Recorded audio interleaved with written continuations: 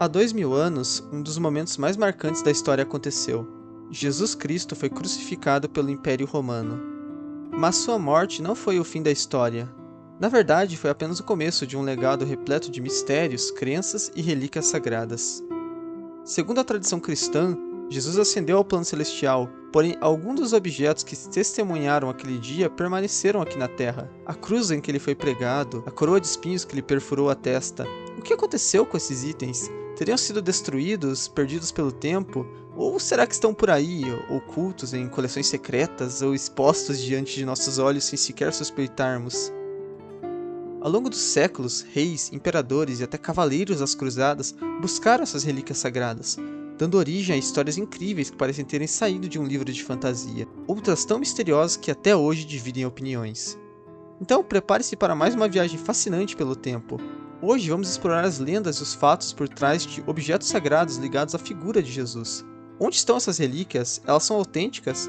E, acima de tudo, quais segredos ainda escondem? Então vamos juntos tentar descobrir o que aconteceu com esses objetos sagrados perdidos pelo tempo.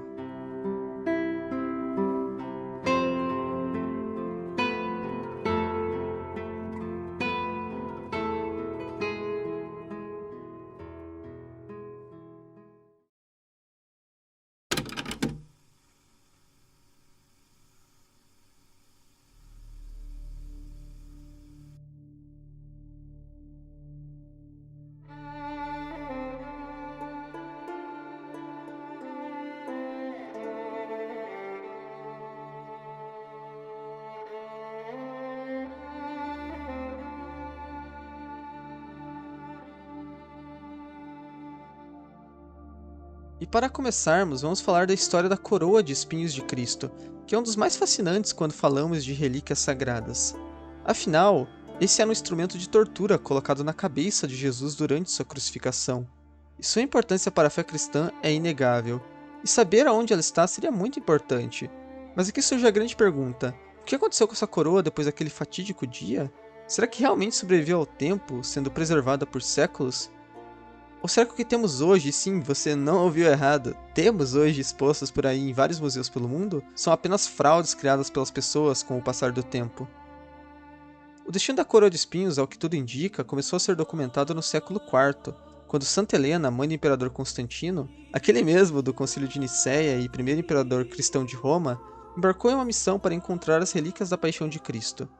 Segundo a tradição cristã, foi ela quem recuperou não só a cruz verdadeira, mas também a coroa, e os relatos indicam que a relíquia foi levada para Constantinopla, capital do Império Bizantino, onde permaneceu guardada por séculos, mas a história estava longe de acabar.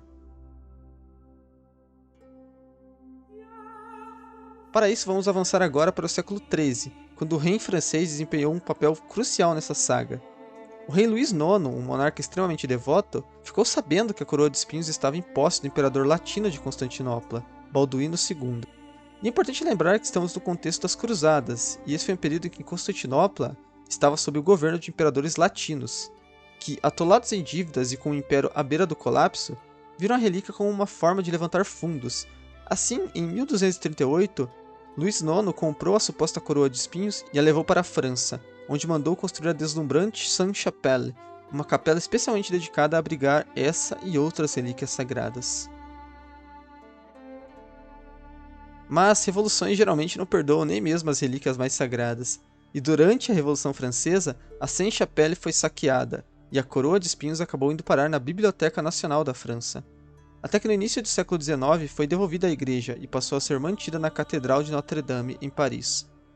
E foi lá que em 2019, quando um incêndio devastador consumiu parte da igreja, bombeiros heroicamente resgataram a relíquia, evitando que a história se perdesse nas chamas.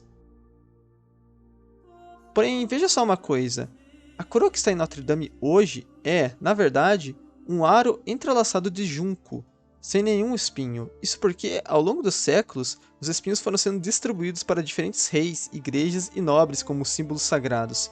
Estima-se que existam mais de 700 espinhos espalhados pelo mundo, guardados em igrejas e coleções particulares. Mas a pergunta que fica é, será que esse é realmente a coroa usada na crucificação? E mais, será que os espinhos distribuídos por aí pertenciam de fato à mesma coroa? E aqui entramos em um território bem polêmico, né? A tradição cristã sustenta a autenticidade da relíquia, mas historiadores e acadêmicos veem a questão com ceticismo. Não há nenhum relato nos evangelhos sobre o que aconteceu com a coroa após a crucificação. As primeiras menções à veneração dessa relíquia só aparecem no século V, quase 400 anos depois dos eventos da Paixão de Cristo. Pois, como foi dito, Santa Helena teria ido procurar essa relíquia no século IV. Mas e durante esse tempo, quem preservou essa coroa em Jerusalém?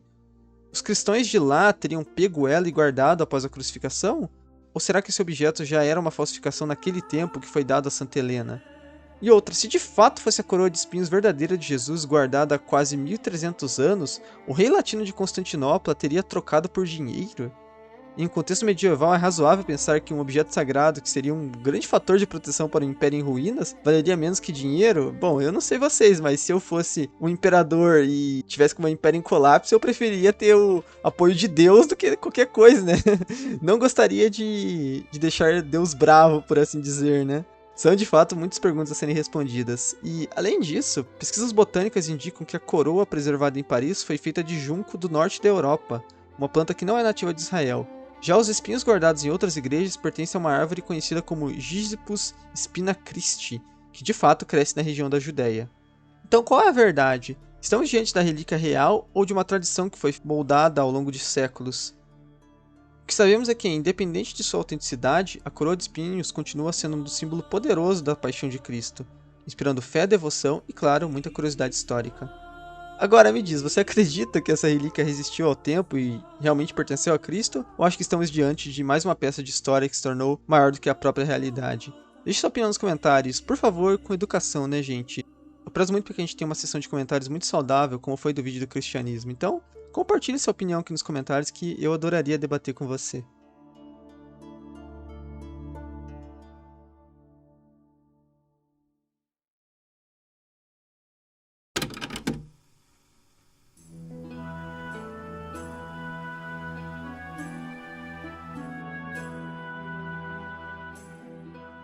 Outra relíquia que desperta fascinação é o famoso Santo Graal, associado à Última Ceia e à Paixão de Cristo. Esse cálice sagrado teria sido usado por Jesus antes de sua crucificação. Mas onde ele está? Teria sido preservado através dos séculos ou sua existência é apenas uma construção simbólica moldada pela imaginação e pela fé? Curiosamente, os evangelhos canônicos não fazem qualquer menção ao Santo Graal, como um objeto de veneração. Suas origens, na verdade, remontam a tradições celtas, onde há registros de caldeirões mágicos que conferiam imortalidade e conhecimento. Esses mitos foram absorvidos e ressignificados pelo cristianismo medieval, transformando o antigo símbolo pagão em um cálice sagrado.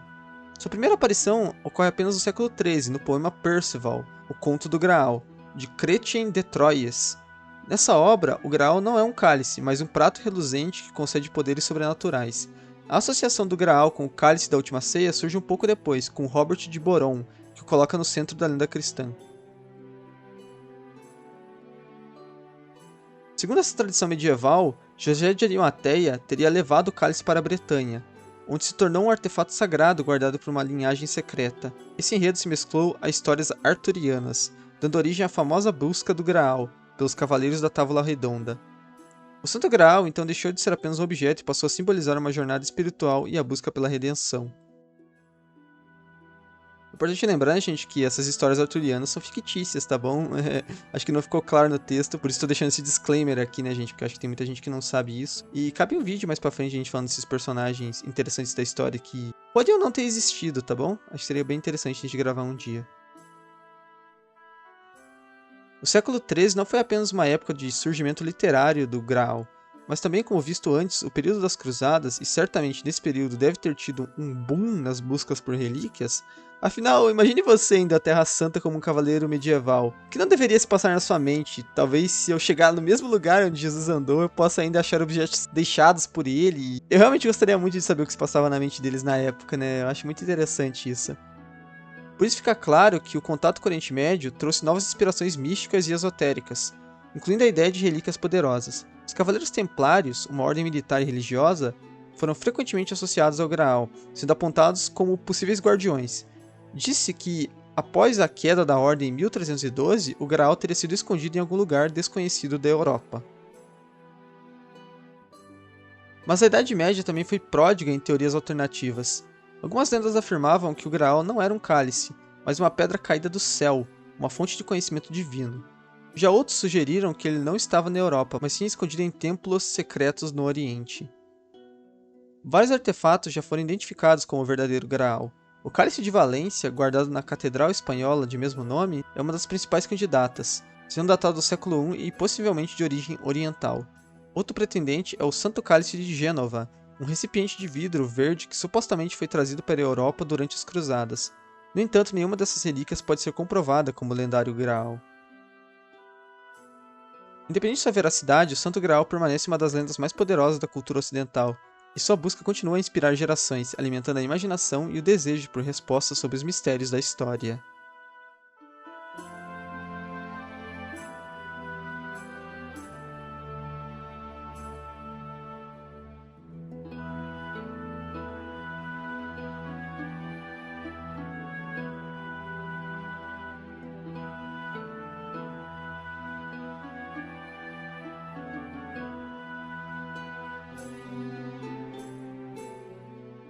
Uma das tradições mais interessantes do cristianismo, na minha opinião, também, é o do véu de Verônica. Segundo a narrativa, Verônica teria sido uma mulher piedosa que, ao ver Jesus carregando a cruz no caminho do Calvário, teria se compadecido de seu sofrimento, e em um gesto de misericórdia, ofereceu-lhe um pano para enxugar seu rosto ensanguentado e coberto de suor. Milagrosamente, a imagem de seu rosto teria ficado impressa no tecido. Os evangelhos canônicos não mencionam Verônica. A referência mais próxima é o milagre de Jesus curando a mulher com sangramento, no qual ela é curada ao tocar a barra do manto de Jesus. A mulher foi posteriormente identificada como sendo Verônica pelo apócrifo Ato de Pilatos. Sim, Ato de Pilatos de novo. Eu não acredito que eu estou citando esse apócrifo esquisito duas vezes em tão pouco tempo. Porém, o relato mais antigo sobre o véu com a face de Cristo remonta ao século IV também, quando a lenda de Mendelion de Edessa, um pano com a imagem milagrosa de Jesus, circulava no Império Bizantino. Este artefato, supostamente enviado por Cristo ao rei Abgar de Edessa, possuía propriedades curativas e foi amplamente venerado no mundo oriental. A versão ocidental da lenda começou a ganhar força no período medieval. A tradição conta que o véu de Verônica foi levado para Roma, onde se tornou uma das relíquias mais preciosas da cristandade. No século XIII, durante o pontificado do Papa Inocêncio III, a veneração do véu atingiu seu auge, e os peregrinos se dirigiam em massa à Basílica de São Pedro para contemplá-lo.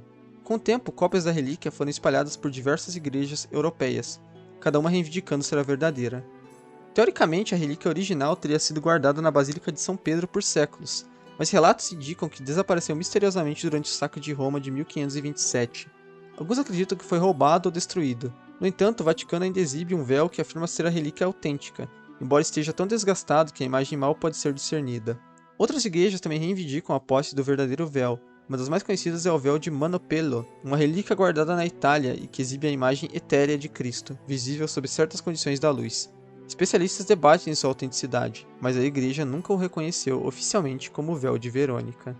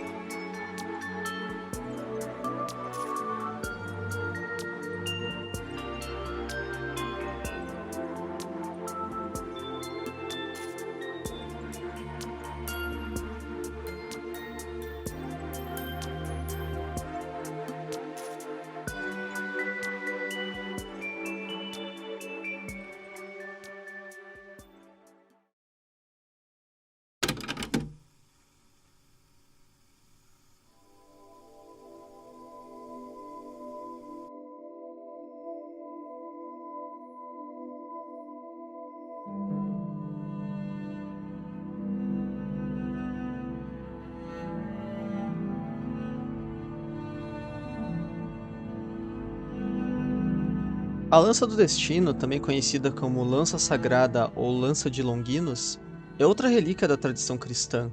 Segundo o Evangelho de João, um soldado romano perfurou o lado de Jesus Cristo com uma lança enquanto ele estava na cruz, a fim de confirmar sua morte. Ao longo dos séculos, essa lança adquiriu uma aura mística, sendo associada ao poder e ao destino de impérios e governantes. A referência bíblica à lança é breve e não fornece detalhes sobre sua posterior localização ou preservação. A tradição cristã posterior identificou o soldado como Longinos, que hoje é muito cultuado inclusive aqui no Brasil. Durante a Idade Média, surgiram várias narrativas que atribuíam à lança poderes extraordinários, incluindo a capacidade de garantir a vitória militar a quem a possuísse. Essa crença reforçou sua importância política, fazendo com que diversos líderes tentassem reivindicar sua posse. Várias igrejas e coleções históricas afirmam possuir o artefato original. A versão mais famosa da lança está atualmente preservada no Palácio de Hofburg, em Viena, Áustria, como parte do Tesouro Imperial dos Habsburgo. No entanto, outra suposta lança do destino está no Vaticano, enquanto uma terceira foi descoberta em Antioquia durante a Primeira Cruzada. Essas múltiplas versões lançam dúvidas sobre a autenticidade de qualquer uma delas. A relação da lança com figuras históricas notáveis também contribuiu para sua fama. Diz-se que Constantino o Grande, sim, novamente ele, teria utilizado a lança como um símbolo de sua autoridade. Da mesma forma, Carlos Magno teria sido um dos detentores da lança, supostamente carregando-a em suas campanhas militares. Tais relatos, no entanto, muitas vezes carecem de fundamentação documental e podem ter sido elaborados para reforçar a legitimidade de governantes que desejavam associar sua autoridade a uma relíquia sagrada. Durante o período moderno, a lança do destino continuou a ser um objeto de fascínio. A família Habsburgo, que governou vastos territórios europeus, preservou a lança em Viena, associando-a à ideia do direito divino dos reis. No entanto, análises científicas lançam dúvidas sobre a autenticidade do artefato vienense. Estudos apontam que a estrutura e composição não correspondem a lanças romanas do século I, sugerindo que ela teria sido forjada séculos depois. Assim, a lança de Viena pode ser mais um artefato medieval do que uma relíquia da crucificação de Jesus. A versão da lança do destino esteve em posse da Alemanha durante os anos 40. O pintor austríaco teria manifestado interesse pelo artefato, acreditando que em supostas propriedades místicas. No entanto, a ideia de que a lança conferiria poder ou influência sobrenatural é fortemente contestada e reflete mais a propaganda e o misticismo do partido do que qualquer base histórica real. Embora continue a ser um dos artefatos mais discutidos e exibidos, seu verdadeiro valor está na forma com que ela influenciou a cultura, a política e a imaginação ao longo dos séculos. Seu legado é um exemplo fantástico de como a fé e a política podem se entrelaçar na construção da história.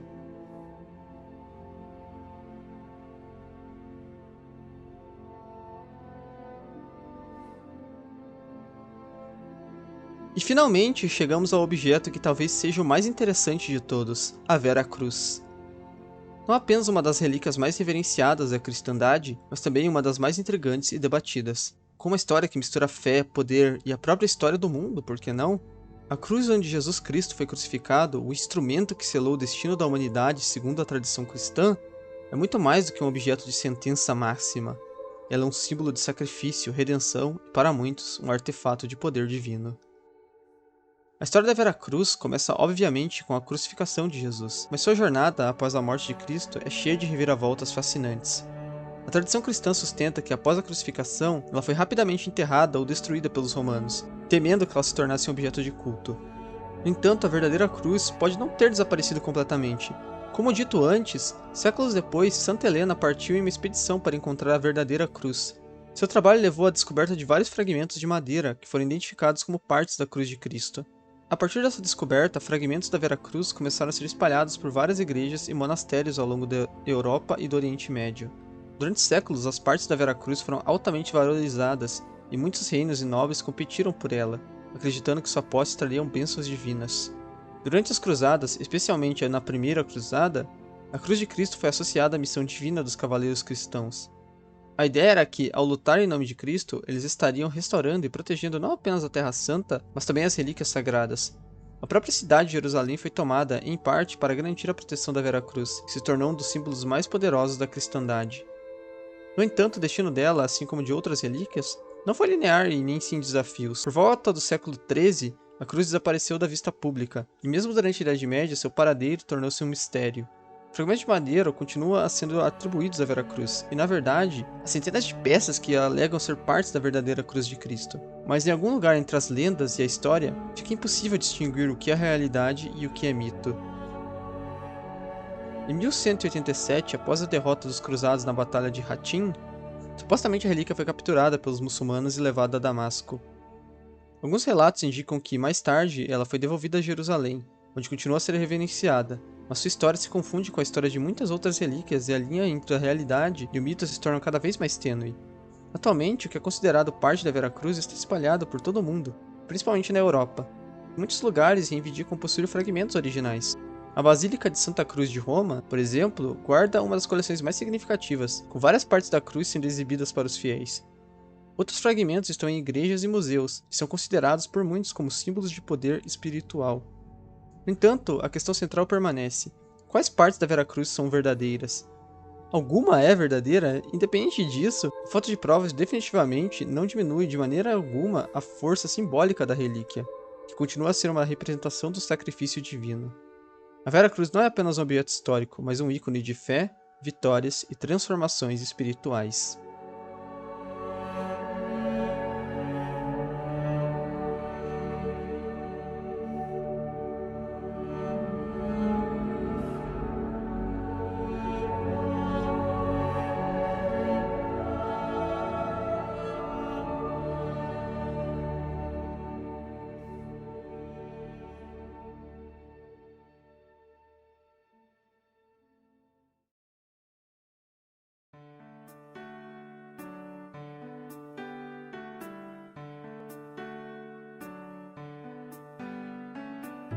E esse foi o vídeo, eu agradeço demais a todos que assistiram até aqui, agradeço de coração mesmo, gente. Por favor, peço que você se inscreva no canal, não custa nada e vai me ajudar demais.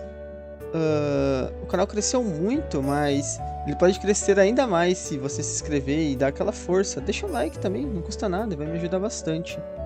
Além disso, o campo dos comentários está totalmente aberto para discussões e para você, se falei alguma besteira durante o vídeo aí, você me corrige, a gente possa trocar ideia, é sempre interessante, é muito divertido, vocês sabem que eu respondo todos os comentários. Enfim, independente da fé de cada um, é simplesmente incrível, né? A gente ver a história dessas relíquias e pensar se elas são reais ou não, as que tem guardadas por museus pelo mundo. Eu mesmo gostaria muito de visitar elas pessoalmente um dia, seria um sonho. Mas nunca saberemos, na verdade. A verdade é essa, nunca saberemos se são fatos ou não aquelas ali, se são as verdadeiras, porque é muito difícil, mesmo que datem da época de Cristo, o que leva a crer que é de fato a de Cristo? Crucificações eram algo que aconteciam sempre, então é complicado, né? Mas o importante é a fé, né, gente? É o símbolo, aquilo ali é o símbolo da fé da pessoa e é isso que importa, né, gente? A fé de cada um ser respeitada, e a gente ser feliz da forma que é, né? Da forma que a gente acredita nas coisas. Enfim, novamente fica o convite aí também pro Discord do canal, que a gente tem aí. Que eu tô sempre lá trocando uma ideia, conversando, é sempre divertido. E a gente tem aquele servidor de Minecraft também, se você quiser participar, criar uma igreja lá com uma relíquia, seria incrível, né? Enfim, por favor, se quiser, é só entrar aí na descrição também, lá pelo Discord, que você acaba conseguindo entrar para esse servidor do Discord, tá bom? Pro servidor do Discord não, pro servidor de Minecraft. Enfim, e só dando um disclaimer aqui no fim do vídeo, esse vídeo curto ele era pra ser postado na semana que vem. Essa semana ia ter um iceberg, que é seu iceberg... Bom, não vou dar spoiler, né, mas quem tá lá no Discord já sabe. Só que eu tive problemas que acabaram corrompendo o arquivo desse iceberg e eu acabei adiantando esse vídeo curto pra essa semana. E a partir de agora os vídeos vão ser semanais no canal, então espero que vocês fiquem felizes com isso. Vai ter uma semana um vídeo curto e na outra semana um iceberg bem longo, tá bom? Enfim, fiquem na paz, que Deus os abençoe e até semana que vem.